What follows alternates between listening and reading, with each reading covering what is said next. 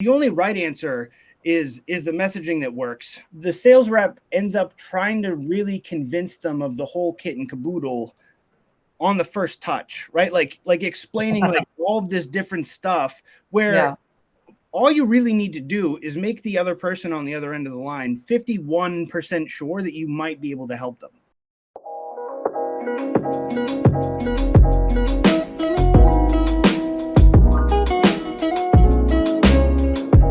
Hey and welcome to Sales Gambit. I'm your host Ashish Santhalia, CEO of Convene, a conversation intelligence platform for the sales team. Today's episode is all about how to use the right messaging to move stalled deals forward. And for that, we have Patrick William Joyce, VP of R&D at Tidal and Principal at PWJ Consultancy with us today. I'm very excited to talk to Patrick about the right messaging in sales, as he's known for writing email sequences that would set the meetings by step 4. So without further ado, let's welcome Patrick to Sales Gambit. Hey Patrick, we're so happy to have you with us today. Hey, thanks very much, Ashish.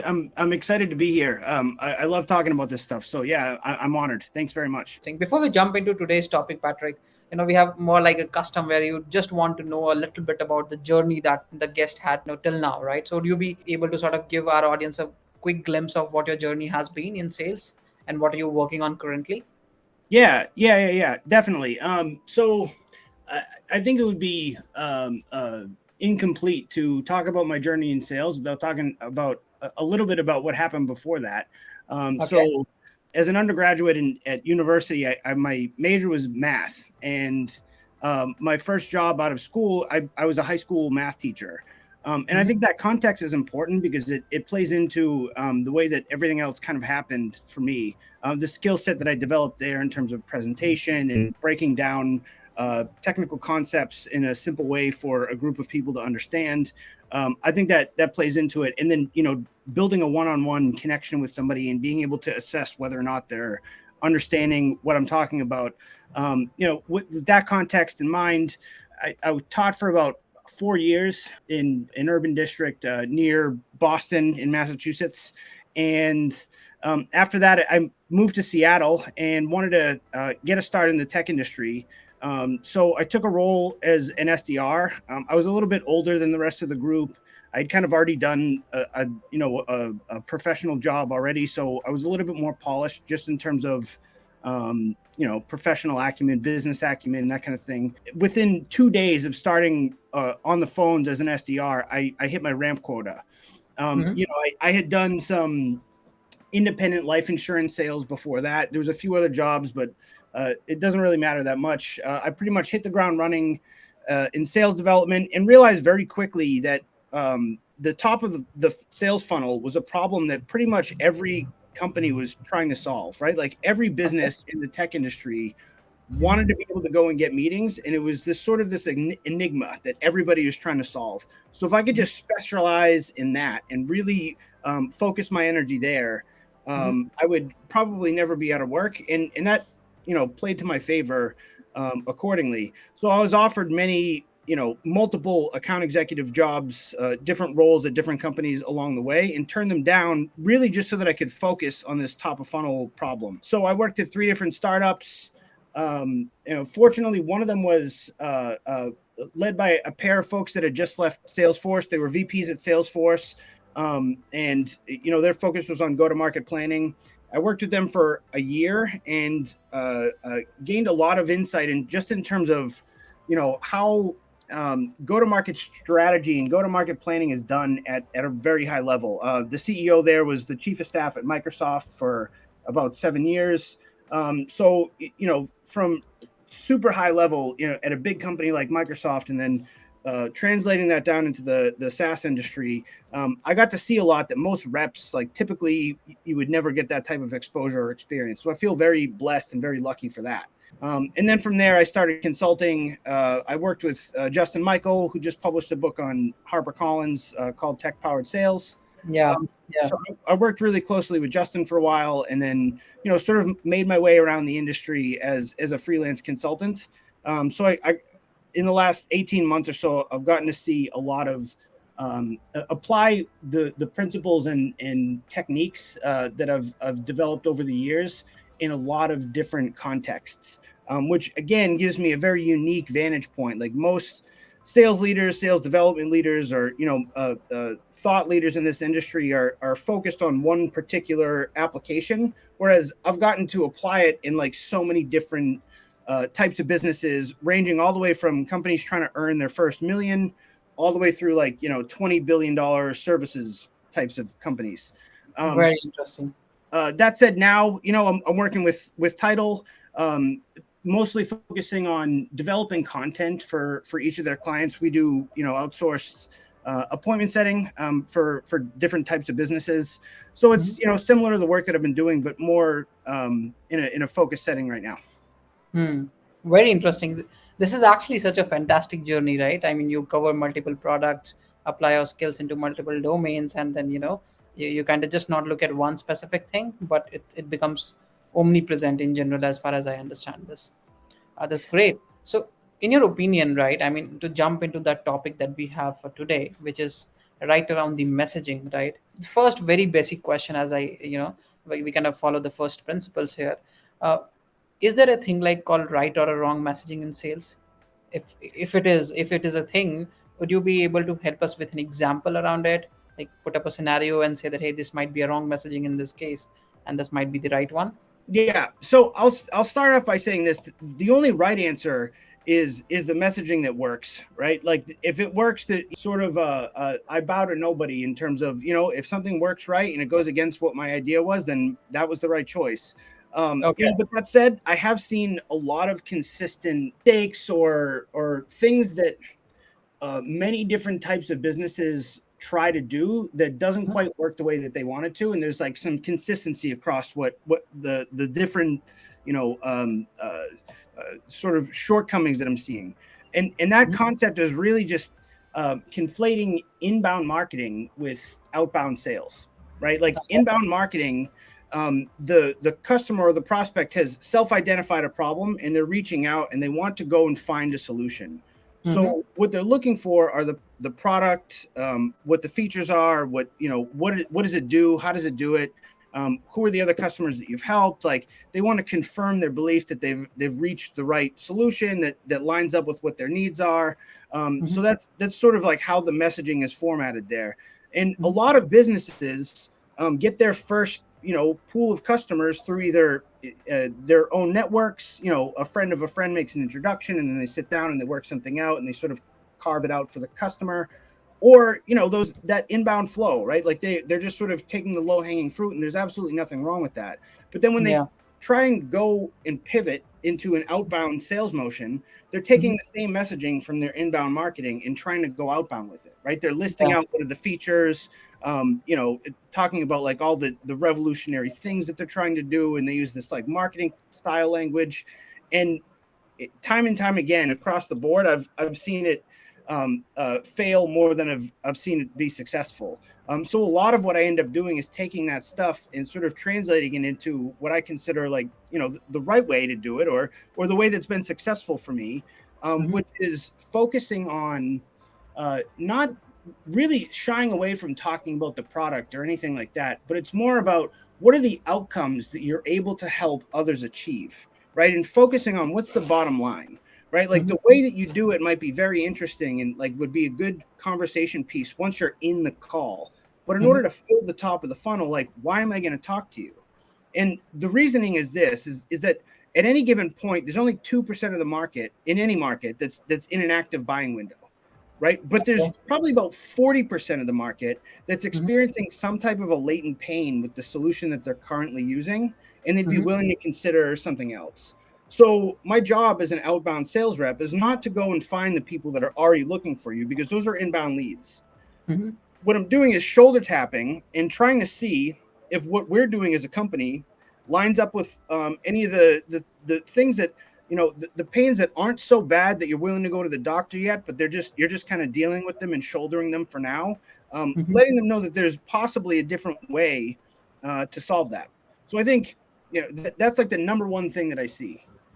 So can I say that from what you have just said is that I think one thing that I'll definitely take away is that the right messaging is something that works, right? As plain and simple as what you said. But thinking about wrong messaging, right? What you're saying is if you're just pushing the inbound messaging in the outbound sales, that might be the wrong messaging to go with.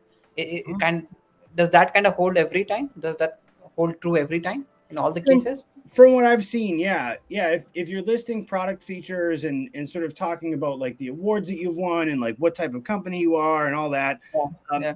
it doesn't necessarily move the needle, right? It just becomes fodder, right? Like it's you get that email and it's like, yeah, but who cares? I'm at work here. I'm trying to solve some kind of a problem, and they just swipe to the next one. That's not going to inspire anybody to go and take 15 minutes to look at it with you. Got it. Got it. Then can I say that, I mean, if I draw this entire thing forward, can I say that is it essential for companies to have a proper outbound sales messaging strategy in place? Like, what do they want to go and convey to people who might be facing a pain, but they are not in active buying mode? As you just said, that 40% of the population might just be in having some pain, but they're not in active buying mode. Yeah, so what I try to do is line up, who the customers that you currently have and what caused them to send the DocuSign back, right? Like, how did you get them signed? What problem were they facing that you are going to help them solve? Mhm. Like what were those pains that those other customers were experiencing, and then trying to translate that towards the audience that I'm going after, right? And Okay. leading with outcomes. Like Acme was able to, shorten their average deal cycle from 6 weeks to 30 days in the first 6 months with us by process, something like that. I mean, that's just an example, but trying to line up and it doesn't have to be like a laminated marketing case study PDF or anything like that. It can just be Yeah. like one sentence, sort of like a Winning by Design. They call them like pocket stories. So yeah, I like that phrase, pocket stories. It's just to have a few different customer stories in my pocket. And then the other thing that I'm trying to do is have as many conversations with current customers as I possibly can, and to really start to understand what their workflow is like and where the bottlenecks are. Because the more that I can speak to those types of situations, the more the customer is going to, the prospect is going to feel as though I understand their world really well and that I might be useful to them. So the more I can, leverage current customers, hear those stories from them, right? Like I feel like every SDR in the world should go and talk to the customer success team and just listen in on a few customer success calls and figure out how do those current customers speak, and then use that language in my outbound messaging. Very interesting. But what do startups do with that then? I mean, this kind of suits for the companies who have 50, 100 customers at least, right? Where you can go in and learn from your existing customers. A startup, right? Let's say in a specific space, right? Um, how do they go about it then? How do they go about structuring their outbound messaging then? Yeah, so there's a few different layers of complexity there. I think typically, like I mentioned earlier, the startups are leveraging their own personal networks for the most part in some type of like an inbound flow. Like they're just trying to get whatever customers they can, and then as soon as you can get a couple, really diving deep and understanding like what outcomes were you able to help them achieve, and then leading with that. And even if you're going into a new vertical, like you can pose it as like trying to see whether the prospects you're going after would be open to innovation in this realm, right? And then talk about the story that you have in a different vertical, but then sort of suggest or imply that it might be able to apply to their particular circumstance. So for example, like if you have a bunch of sports teams that you were helping with this, I don't know, marketing product or something like that, but you want to go into like the health and beauty vertical, right? You might be able to tell the story of the sports team and then talk about how you're willing to innovate. You're trying to innovate with sort of forward-thinking businesses in this particular industry. So I think that's probably like that's the way that I try to engineer it when I'm working with startups that don't have a lot of customers yet, or they're going into a new market. Makes sense. And these companies, right? Do you feel that salespeople at these companies often confuse sales messaging with a product messaging, right? As you said, I mean, they just go and list down the features of the product. If yes, if you kind of feel the same, how do you think someone should do that mind shift? Because it would need that mindset to be shifted properly, right? Hey, you can't just go and list out the product features. You are going to go and tell them the value of the product, as you said, right? What kind of mindset is needed and what kind of shift is needed, and how does someone bring in that in place? Yeah. There's a couple of things, and I think that it's a very common problem that happens all the time. Um, uh, One of the things that I think people confuse about the top of funnel messaging, right? When you don't have any existing, you're going in cold and you're trying to like get somebody to consider your software, right? There's no store that you can go to shop for software, so we have to go outbound and sort of like try to wrangle these people in. Uh, One of the other common pitfalls that I see is that the sales rep ends up trying to really convince them of the whole kit and caboodle on the first touch, right? Like explaining like all of this different stuff where Yeah. all you really need to do is make the other person on the other end of the line 51% sure that you might be able to help them. And Okay. that you've nailed some kind of a problem that they're actually solving. So like Hmm. there's probably, I don't know, I forget who it was, but somebody was talking about how there's only 7 things that a human mind can hold on to at one time, like 7 different concepts that you're trying to solve. And Mhm. let's assume that, maybe 3 or 4 of them are like personal family and personal relationships and that kind of, the at home sort of off court stuff. So that leaves like 3 or 4 things that you're trying to solve at work. And what I'm trying to do is like, I'm trying to nail one of those. Like, if I can just hit one of them and suggest that I have a better way of a problem that's like, in your top 5 things that you're trying to solve, the meeting opens up. In terms of a mindset shift, I think about it like this: don't even mention the product or anything about what it does, only Mhm. talk about outcomes. Like Okay. at most you should like mention the name of your company, or you're sending an email from like a domain that goes to your company website. If they're interested, if you get the problem right and you like show some outcomes that you're able to achieve and that's interesting to them, they're going to Mhm. go and investigate it on their own. They're going to go and see all that inbound marketing stuff that somebody else did. Like, you don't have to put that in the messaging. You're not going to twist anybody's arm into a meeting, right? It's like either you can help them with something they're trying to solve or not. Yeah, yeah, true, true. And then do you feel that, let's talk about this, I'm diverging a little bit, but it's important actually because you have touched on that topic. Let's say someone reached out to the prospect for the first time. Do you feel that putting up a case study or something that establishes credibility is very important in that first touch when you're reaching out to someone? No, I think that the most important thing is trying to establish um, the fact that you understand them, right? So like Okay. asking really good questions, doing really good discovery, and just trying to like show the person that you're trying to understand them is Mhm. much more important than trying to bash them over the head with how good the product is, or how savvy of a company you are, or anything like that. Like, the most important thing is like developing that connection, because if you once whenever 2 people are interacting, Mhm. once the prospect side feels as though they're understood by the sales rep, that you instantly begin to trust the person, right? Like, there's even a chemical in your brain that gets released. It's oxytocin, I think. And once you Okay. can get that type of interaction to happen, then you can progress the deal. But until then, you're just a stranger, and you're probably even a threat to their resources, unless they feel like they can trust you.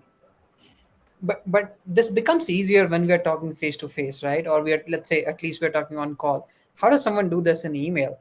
How does someone figure this whole thing out in email?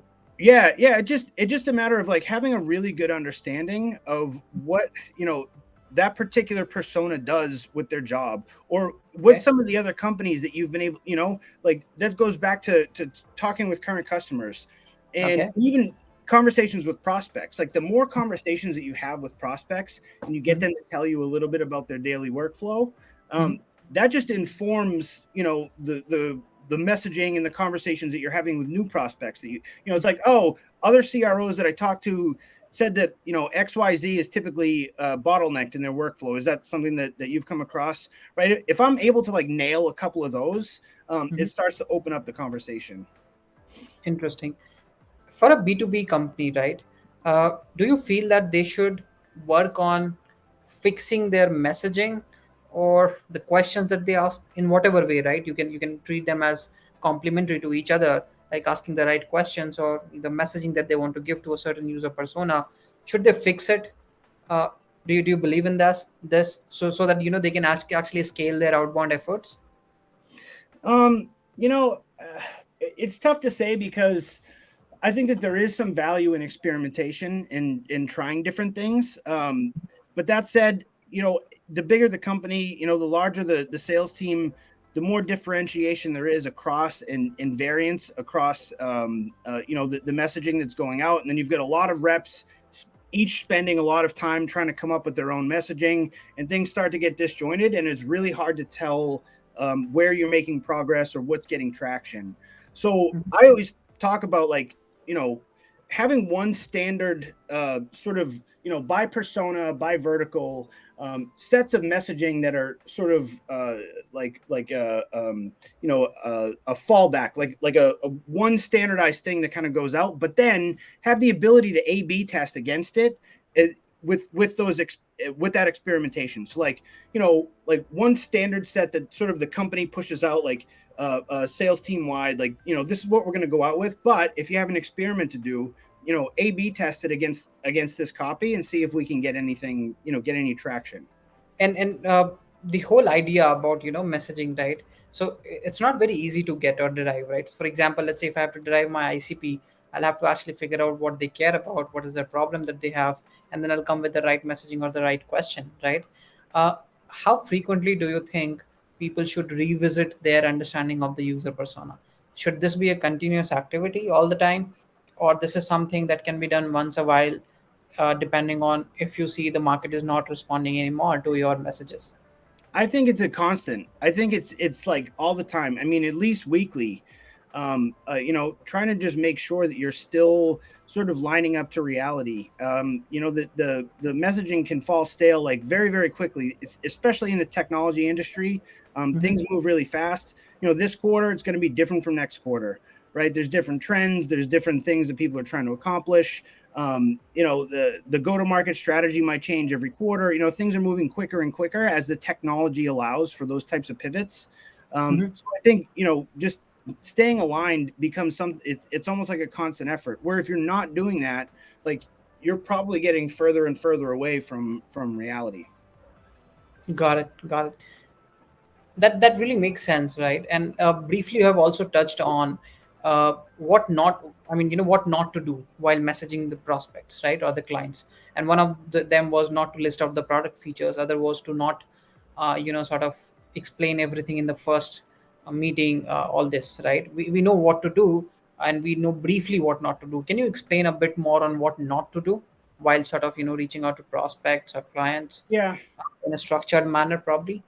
Yeah. There's a couple things. Like, I think one of the main ones that I see a lot of mistakes are the messaging is too long. The longer your email is, the less likely it is for the person to consume it on the other end. So keeping it short, straight to the point, succinct, conversational, professional, but conversational, just to increase the chances that it's going to be consumed. It's actually, I think, one-line emails, like if you can get it into one line, sometimes you can, sometimes you can't. But if you can get it into one line, it's actually like one of the higher performing, things that you could do.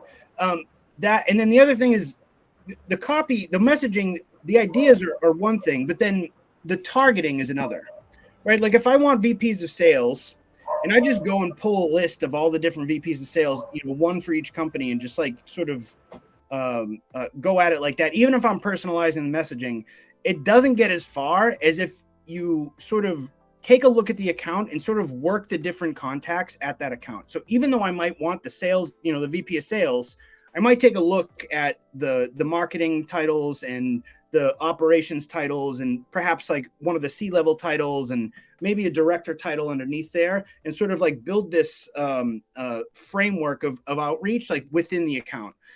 It does a couple of things. One, it doubled it. Every time you add a new title, it actually improves your chances. It gives you another probability that you might get somebody to answer you. Two, it actually helps you multi-thread the deal like right away. All these different titles have heard of you. It might actually even navigate the account, right? And it's not necessarily like people say, oh, but the director or the manager title is too low in the org, they can't actually do anything. They might not be able to make decisions, but they could champion the product for you, and they could help you navigate the account and help coach you through it. Influence it. What's that? Influence it at least, right? Is what you Yeah, exactly. Right. You might be able to find an influencer that way. So that's two things that I see that don't work very well is like single threading and long copy that sort of is boring to read. Makes sense. One other thing that comes in from my experience, I just wanted to make sure that we talk about this, should be helpful for everyone else as well, is that people, as salespeople and as SDRs, we just try to reach out to the decision makers all the time, right? As you rightly said, and you mentioned about director level people as well who could be influencer. Do you think that reaching out to someone who's an individual contributor even helps better, because they can give you more information about how the structure easier to reach, can give you more information about org structure and everything like that, and what the organization uses? Have you kind of used this personally or have seen results around it?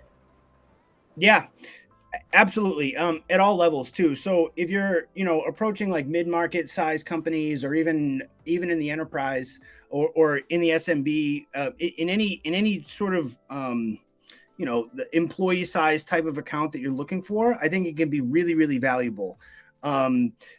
So in a mid-market type company, like your typical SaaS company with like less than 1,000 employees, but like more than 100, they're sort of in that middle range. Oftentimes people are sitting right next to each other, right? Like the sales team might be sitting in a row, or, working directly with somebody that has some influence in the org, like a manager or a director. They're close by, they're in contact with those people. So one of the things I know that I can do pretty much every time is call the sales line, right? If I go on the company website and there's a phone number there, I'm going to dial it, talk to sales, and be like, hey man, look, I'm a sales rep too. Just, rep to rep here. I'm trying to get some traction in this company. This is the problem I'm trying to solve. This is the type of product it is. Like, do you have any direction for me there? What are you guys currently using? Right? Like you might be able to get a lot of information that you can go and pull, and then go up to the next level with it and say, look, I talked to Bobby on the sales floor. He mentioned that you guys were using, I don't know, Acme Corp for your document sharing. I think we might be able to help you with this particular pain point that he mentioned, right? Like that's a much stronger message than like, a pure cold email that's just, with no context. Very interesting. Has this worked for you? It has. This is like pretty much always works. Okay. You have to consider what the trade-off of like the time investment it's going to be. Like I can't do that on every account, but if I have a top 10 list, I might be like really, really digging. At the same time, I'm probably going to go top down while I'm going bottom up, right? Like I'm going to like reach out to the C-level, and then as I gain insight, like I'm going to try and thread that into the messaging, right? Like I might send out like a cold email to the CRO, but then reply to that email after I've had a conversation, and then mention some of the insight that I gained from it. Like that's going to help you crack the account. Absolutely. And just what you mentioned right here, which was very interesting, right? You yourself said that there's not something which is scalable, right? All the time to go bottoms up and top down, right? How do you decide where do you go bottoms up and top down together, and where you do not have to go to bottoms up? Yeah, I try to just tier my account list. So like I have a tier 1, top 10, top 15, maybe at most top 20 accounts that I'm trying to get into. Maybe there's a top 50, and then I'm rotating like 10 or 15 of those at a time. But those are the ones I'm going to spend the time on and like sort of try to hyper personalize. But then, your tier 2 or tier 3 accounts, it's like I might just use a little bit more generic of an approach. Still try to like really focus in on the persona, the workflow, the typical pain points, the outcomes, like still trying to focus on all that. But I might do like an email campaign that I'm just sort of, letting the line out and see if anything bites. Where, if I'm looking at it in outreach or something, and like you get 7 opens on an email, it's like, oh, maybe I landed on something there, and then I pick it up and call them, and then start working that account. But I might do that as like sort of a secondary focus, on like a list of like 200 tier 2 accounts or something. And does this 10-15% of accounts that you just said are all based on revenue sizes? Like, what is my revenue size? And then it that's depends. Yeah, it depends on the market. It depends on like your total addressable market, like, the types of companies that you're going after. It might be revenue bands. It might be like, companies that earn over $1 million, or, whatever. It might be employee size. It might just be purely by geography. It might be by vertical. Like it really depends on what you're trying to sell. But yeah, I think those are the main ways to break it up. It's either revenue bands, employee size, geography, or vertical. Great, got it. And towards the end, right? I mean, I think this has been great, understanding about your point of view on messaging. Just one simple example, probably, this is something that would help our audience a lot more. Is that could you help all the salespeople watching this podcast to understand how to write, 4-step sequences that can book meetings? We would be very excited to learn that.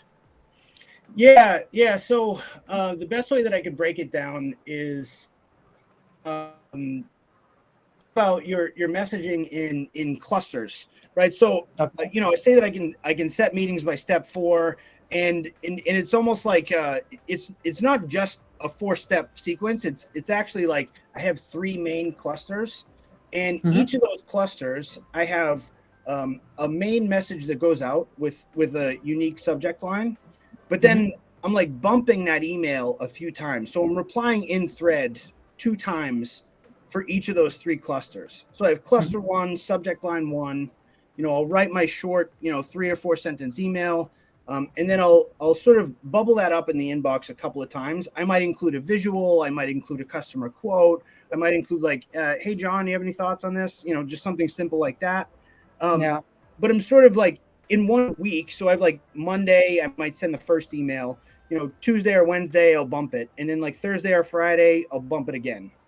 Right. And then the following week, I'll go and do that process again with a different premise, right? Like I'll have a new subject line, new premise, and I'll go send the email and bump it 2 more times. And then week 3, I'll go and do that again. But the difference is what I'm doing is each time I get a prospect through about 4 steps, I'm going to turn around and see like, what does the engagement look like on that messaging? Like if I'm calling, leaving a voicemail, sending the email, hitting them on LinkedIn, like, am I getting any traction anywhere? Are they even opening my email? And if it's completely flatlined, I'm just going to switch to somebody else. So that's how I can do it by step 4 is I just swap the person out for somebody else, even in the same company, like every, I don't know, 8 or 10 days. And that's and I'm just sort of fishing for like, who's going to respond to this message. That's how I'm doing it so quickly. So that's really interesting. So you're saying that if someone does not respond to you for 2 entire clusters, you not even send them the 3rd cluster, right? No, it doesn't make any sense to. Yeah. I might cycle back to that person later, but if they're not even opening the emails, right? If it's just like going to, they're just deleting it, or they're, just letting junk collect in their inbox or something, it's not really worth continuing the outreach on that person. By the same token, if they are opening and consuming the messages, but they haven't replied to you yet, there's another strategy that I can use, which is go and, I might look at their profile and see like, who are the first degree connections that they're connected to, and try to get a referral into that person, right? So whatever message was resonating with them that they seem to be opening over and over again, they've either forwarded it around, or they're going back to this message.